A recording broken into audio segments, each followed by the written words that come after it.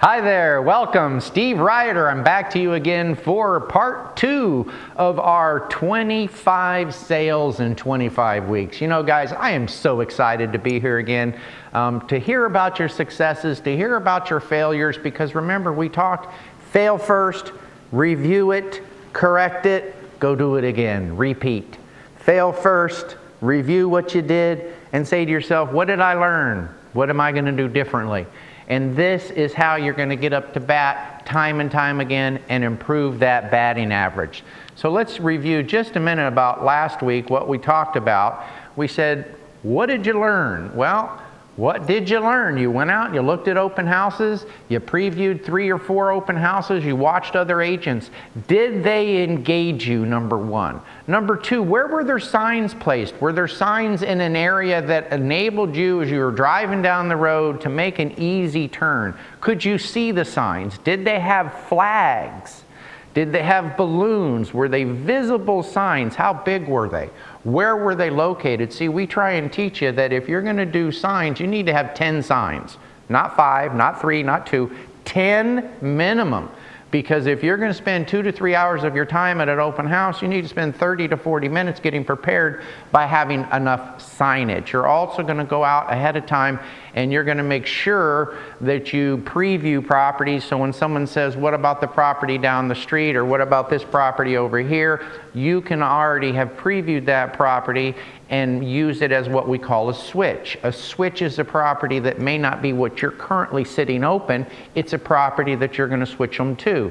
Remember, if they're driving down the road and they see an open house sign and they turn, and they follow the next sign and they turn and they pull up to a 2-story home, and they realize when they're sitting in front of this 2-story home that maybe the husband's in a wheelchair and he can't live in a 2-story home, he can only do a single level. Now they're going to do one of 2 things. They're either going to drive away or they're going to go ahead and come in and say, boy, we wanted to see the open house, but we really need a single level home.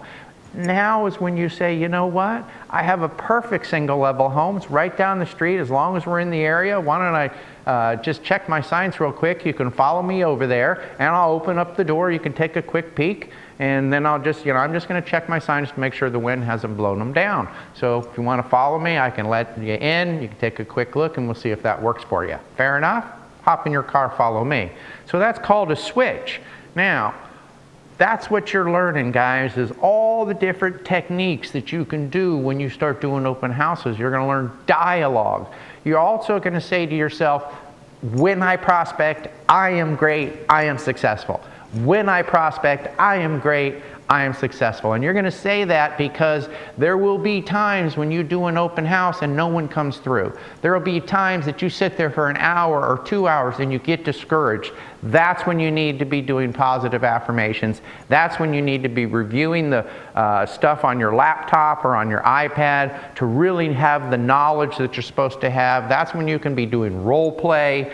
So remember, guys, this is something, it's work. It's work. But if you do the work and take the action, you're going to get the big payoff. $100,000 plus a year income. So are you taking the actions? Are you doing the open houses? Most importantly, are you scheduling your week? Did you turn in your impact schedule to the title representative? See, we had a little contest last week and we said for the first 3 people that turn in your impact schedule, you're going to get a prize. Now we're going to probably do that again at the end of this class. And so we want you to turn in your impact schedule so we know that you're planning your time. This is the impact schedule, and this is what it looks like.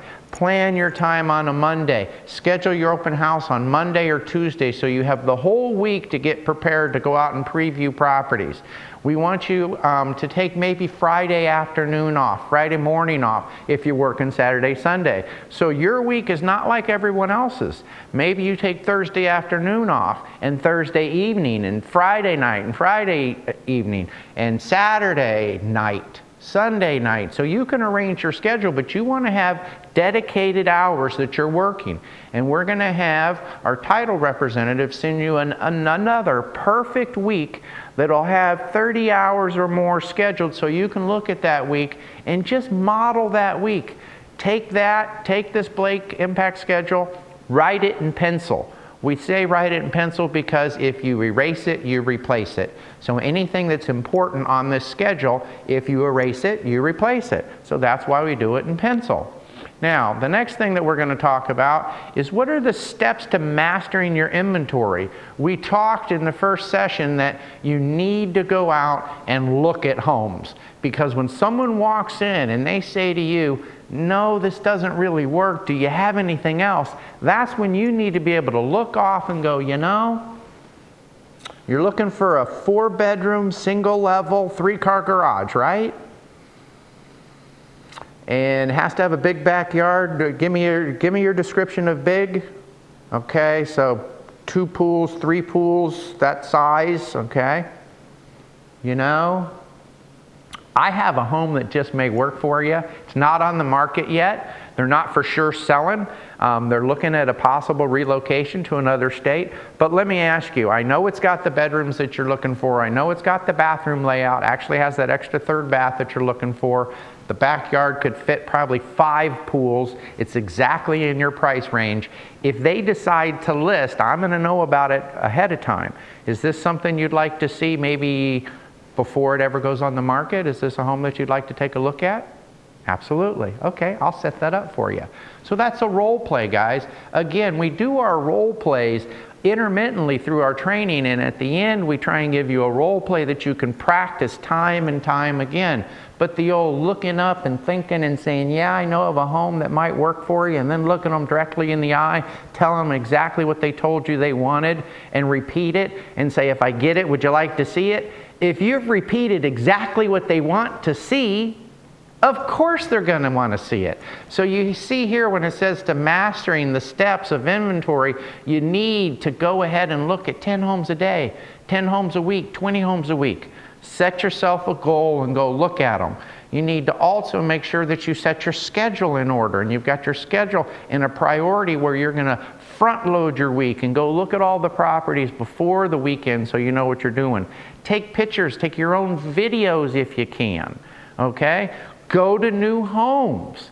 It's important that you go to new home builders and you establish a rapport and a relationship with a new home salesperson on site. You want to have permission that if you're sitting in an open house on a Saturday or a Sunday right down the road from a new home community, you want to have permission from that sales agent that you say, listen, I sit open houses every single weekend and I will have your floor plans, and if I show your floor plans and they like your home, can I send them straight up the street to you and call you and say, Mr. and Mrs. Johnson are on their way, and you'll register them in as my buyer, and I can come up and sign a co-broke form, or I can actually, if you give me a couple now, I can take them with me and have them sign it ahead of time. Is that going to be okay? And that salesperson, if you've got good rapport and you're helping sell their home, they're going to say, absolutely, you can do that. So you want to know the market, the new home market and the resale market. It's very important. So let's talk about the different types of buyers. We mentioned earlier that there's 8 different types of buyers. So what are they? Who are they? Well, number 1, we've got a, let's see if I can put it on my screen. We've got a first-time buyer, right? Now, a first-time buyer is a lot different than someone that's moving up. They need hand-holding. If you're young and they're young, that might be your niche. And you say, hey, I'm going to start with young people that are a first-timer, where there's several good books out there on how to buy your first home. So you want to be an advisor to these people. You want to help them as they come up with their decision on why they should buy versus rent. And where would you go find those first-time home buyers? Well, you might find them at an apartment complex, so you can actually prospect for buyers, first-time buyers in an apartment complex. Did you know that the average apartment complex of 500 units or more typically will turn 1 complete time in a year, meaning every single one of those people are going to move out and at least 50% of them are going to buy a home? Did you know that? Now, retirement buyers. If we have some folks out there that are getting into real estate a little bit later in life, this is maybe a second career for you, and you say, you know, I don't know if I want to run so fast with the young kids. I kind of like the retirement and the active lifestyle. There's a tremendous opportunity in working with active adult. Active adult in some communities have as many as 300 and 400 people through their communities in a weekend. And it's typically a short time. It's a seasonal time. But a tremendous opportunity for you to become an expert not only in your local area, but why would they buy in your area versus buying in Arkansas, or retiring on the East Coast, maybe down in Florida, or retiring in some of the other areas, Texas, that they would have opportunities there. Know why they would want to retire in your area and become an expert. Now, an investor, whole different type of buyer. The best thing about an investor is they don't buy one house every 5 years. They buy 5 houses every 1 year. So that's a huge, huge opportunity. For those of you who've never worked with an investor, it's all about the numbers. It's a great opportunity for you to maximize your growth and your opportunity through working with 1 or 2 investors. And here's the great thing about working investors. Birds of a feather flock together. You help one investor, he's got a buddy that's dying to invest. He's got a buddy that's dying to invest. So there's a great opportunity. What about your green buyers? We're moving into a whole different era now. Green is in. Energy savings is in. We have a new thing, a new term called a HERS rating. H-E-R-S, HERS. Like his and hers. What does that mean? Do you want to have a high rating or do you want to have a low rating? What are the new energy efficient features that are being offered in the new homes? Radiant barrier, what is that? Dual pane windows with vinyl frames instead of steel frames or aluminum frames. Why are those better? You need to know these things, and you need to go to new home communities and have the on-site person demonstrate the model. What that means is that's their lingo for walking you through a model, showing you what's included, what's not included, and giving you the features and the benefits of buying that new home. And remember, the nice thing about a model home is they're beautiful. They're open 7 days a week, 10 hours a day. And if you have a relationship with that agent, he'll say, hey, Mr. and Mrs. Smith, they just came in. They're getting ready to buy. I'll have you come on over and write the contract. Another type of buyer is an empty nester. An empty nester says, I'm just going to go to that house at certain times. I'm buying that home to maybe retire there in my wonder years. There's a lot of people that move to Scottsdale and they'll buy a house and say, hey, I'm going to move into it 3 or 4 or 5 or 10 years down the road. I'm going to rent it first and then turn it into a primary residence. So there's a little difference there on why you would buy the home, and you typically would want something that we call a lock and leave that enables you to really just lock it up and get out of there. So an empty nester is another different type of buyer. A veteran. Our boys and girls have been out across the United States and in Iraq and Afghanistan fighting for our freedom.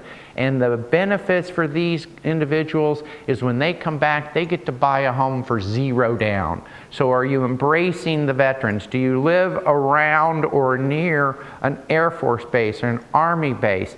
Can you advertise in that local base paper? Yes, you can. There's lots of ways to go after the veterans. There's ways to do that in Craigslist ads and print ads. So don't forget, these are different types of buyers, guy. Now, USDA, what's that? I think all of you are probably hungry for lunch going, I don't know, maybe it's a steak. It's not a steak. It is an opportunity to buy in a rural area, what we call an outlying rural area. Has some income limitations on it, but again, it's a $0 down and allows them to have no closing costs. You can specialize in those rural areas. Again, guys, a gold mine. Find your niche. And now, move up buyers, move down buyers. We've given you 8 different types of buyers. Find your niche. If I come into your open house and I go to the kitchen, I should see, in essence, 8 turnstiles. So when you walk in and you're a buyer, I try and size you up. Oh, veteran, come stand here. Oh, empty nester, come stand here. Oh, you're a first timer, come stand here. I've got a book for you. I should recognize either up front or as we tour the home and I ask you questions, I should eventually know what type of buyer you are. And you always end up in the kitchen to close. That's where you do your closing, is in the kitchen. If you can, you're going to set an appointment for them to come to your office and sit down with you, Or right then and there, I'll show you on a role play where you just pull out the chair. You say, if you've got 5 minutes, I'd like to share some great information with you. So again, guys, we're going to do all these role plays for you. So every week you learn a new role play. So you're always going to have this information available. So as we talked about recognizing the buyer when they come in, what are some of the things that we're looking for to find out if this is a good candidate for us? Now don't forget, we're going to try and jumpstart your traffic by doing different things in the neighborhood. So remember, some people that come into your open house might be neighbors. Now a lot of people say, oh, those are the nosy neighbors. No, those are sellers, guys. Those are sellers that are there to find out what the houses are selling for, get a pulse on what this house looks for at what price, and then go back and do an analysis on what they owe versus what they think it's worth and if they could sell. So if they come to your open house, you need to recognize them as a seller, set up an appointment to come back and share some information with them. And as they're walking through, you need to watch them. Are they looking at the house and looking around going, man, they're not saying anything, but they're just giving you their body language. They're saying because of their smile and they're shaking their head, I like it. Now what if they're going like this and they're kind of, ooh, and looking around and they got this bad look on their face? Maybe they don't like it. What if they're saying, hey, so what's the scoop with these people? When are they moving? When could they be out of here? Right? They're asking about the seller's motivation.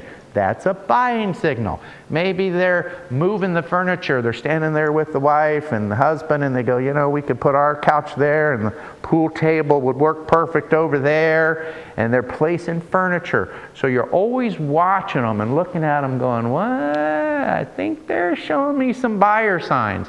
What if they say, hey, would it be okay if I bring my wife back in a couple hours? Or typically it's, would it be okay if I bring my husband back in a couple hours, because it's the wife that's out looking and the husband's watching the football game. But when they say that, you know they're interested, and you want to make sure that you say, you know what, the open house ends at 4. If it's okay, I'd love to set up a private showing with you guys at 4:30 so you could take your time and I could really sit here and explain some of the features and benefits of the home and we won't be distracted. So set up a private appointment if you can. What if they start comparing the houses? As a buyer's representative, you always want to compare one house to the next. You never go to the second house without making a comparison. You really shouldn't leave the first house without asking this question. Let me ask you, if this was the only house out there available today, and it is in your price range, and it does have the amenities and the bedrooms and the features that you're looking for, could you see yourself living in this home? And they'll say yes or no. If they say no, you say, great, we'll go to the next one. And then when you get to the next one, you're going to ask the same question, but you're going to put a little twist in it. You're going to say, now based on the first home and based on the second home, knowing that both of these are in your price range, which one is your favorite? Which one is your favorite? That is a great close. Why? Because they're going to pick one of the two. They have to pick one of the two. When they pick one, now every other house that you go to, you'll compare it against their favorite. So you're trying to get them to make decisions as they go. You want them to have a favorite and a second choice and maybe a third choice by the end of your visits if you're showing them houses. Now, if they start discussing new paint, new carpet, I'd do this, I'd do that, or they sit down in the living room and they're going, man, I kind of like this. What they're doing is they're getting the feel for their home and they're liking it. They're giving you great, great signs. If they start saying, hey, you know, when are you closing? You're not going to sell it out from underneath me, are you? These are signs saying, hey, I'm protecting my territory. I want to buy this home. So remember, guys, we're always out there asking open-ended questions. What is it that, what's changed in your life that has you out looking for a home? Is you find your home is too small or too big? What's changed in your life that has made that happen? Typically they'll say, well, our kids have now moved out. The house was great. We had 4 kids, and when they were all home, it was super. But now our 2 boys are in college, and it just feels too big for us. So what significant change happened in their life that's making them change their dwelling, making them change their home? So remember, guys, you want to talk about certain things that will get them compelled to actually tell you why they're moving. Are they happy about the move or not? And here's some questions that you would want to ask. The buyer questions, again, guys, what are you looking for in a home? What location would be best for you and your family? Why are you thinking of moving? What personal needs do you need in the home? Are you happy about moving? If you can say these questions off the cuff and you have them and you can just do them extemporaneously, that's great. But if you can sit down and ask them in an actual buyer interview, that's just as good or better, because the answers to these questions are important. When do they need to move? Who else is involved in the decision? Is mom and dad helping? Are your grandparents helping? Who else is making the decision and financially going to be involved in this transaction? How did you happen to pick your last home? Did you work with an agent? You want to know if they're comfortable working with an agent or not. Do you have any children? What school district would they prefer? Talk about academics, athletics. Find out if they have certain things that they're involved in, either in the arts or in the school or in the athletics. We call that the 3 A's: arts, athletics, and academics. When are they both available to work to look at homes? It's very important that you sit down and tell people, you know, there's 5 tricks in today's market to getting a home. I'd love to sit down and discuss those 5 tricks so we could get you a home. As you've probably either heard or seen on the news, it's getting harder and harder to get a home. I can show you how to win that bid. Have you talked to a mortgage consultant lately? Do you know exactly what you're qualified for? Do you have your pre-qualification letter so we can show the seller that we're pre-qualified and ready to go? Do you know exactly what your costs are going to be from an initial investment and your closing costs? I know you would like to get your closing costs covered, but depending on how we structure the offer, we may be able to get that accomplished, we may not. There's other ways to get your closing cost paid without having to have the seller do it. And I can show you how to do that. Would you recognize your dream home when you walked in? What would it look like? What would it feel like? Remember, it's important to get people to talk about feel. So, we're talking our second week here, guys. We're going to talk about homework. We're going to talk about stuff that you need to go do to improve your at-bats. We're going to talk about getting up there again, getting your swing down, making sure you don't strike out, right? So, check with your office, check with the fellow agents, get some open houses. If you sat one last week, sit it again. Why? Because you're familiar with it. You don't have to relearn the area. Sit the same open house 2, 3, 4, 5 times in a row so you really learn the area. Every time you sit an open house, you should learn 2 or 3 more homes, view 2 or 3 more homes in the area, so you have those homes available and you can eventually say you're the area expert. By now, borrow some signs or invest a couple $100 to get your own signs. Make sure you get the flags. We'll show you an example of what those look like in the role play. Do your research around the home. You might want to stimulate your open house by passing out flyers, inviting people. You might want to door knock and invite people. There's different ways to get people to your open house. Make sure you have your materials. Our lenders, guys, lenders are an integral part of the open house. You should have a lender with you or a lender on call. So if you have a buyer that comes in and they want to get pre-qualified, you can make that happen right away. And this weekend, what we want you to do is 1 or 2 open houses. We want you to take the action. It's the second week. If you didn't take the action last week and you went out and you just looked at open houses, that's okay, but this week you're going to take the action. If you took the action last week, we're glad you did, and it's going to be 10 times easier this time. Hopefully you'll have your kit by now and you'll have the different materials that will enable you to have drops and what we call question starters throughout the home. So I want you to just do it, guys. Get out there, do your first open house, get your open house checklist, get prepared, make sure you know everything that you need to know about the area. Work with your title company. If you need a buyer's guide or a seller's guide, get that from the title company. Get a walking farm. Remember, get some comps in the area, get some information about all the homeowners in the area. If you have someone listed by address and they tell you they live up the street and you say, what's your address? And they tell you, you can look them up right then and there on your records and look very, very smart. So use your team, guys. Your team is the title company and the lenders. Make sure you use our open house sign-in sheets on a 6-inch clipboard. We're going to show you a couple of examples of these, but the reason we use the clipboard is we want to be able just to hand it to them. We don't want them to fill out a book. We don't want them to have to fill out a form. We don't want them to have to bend over. We want to make it super easy for the buyer. And we also want to have a sign at the front door that says our seller requires that you sign in. So these are some of the techniques and tricks that you're going to practice this week. I'm going to give you another role play, and I want you to watch this role play and learn a couple more techniques, and then we'll see you again next week. Thanks, guys. We're out of here. Hi, how you doing today? Good, thank you. Well, welcome to our open house. If I could just have you sign in real quick. Okay. And I've got a flyer here for you as soon as you sign in.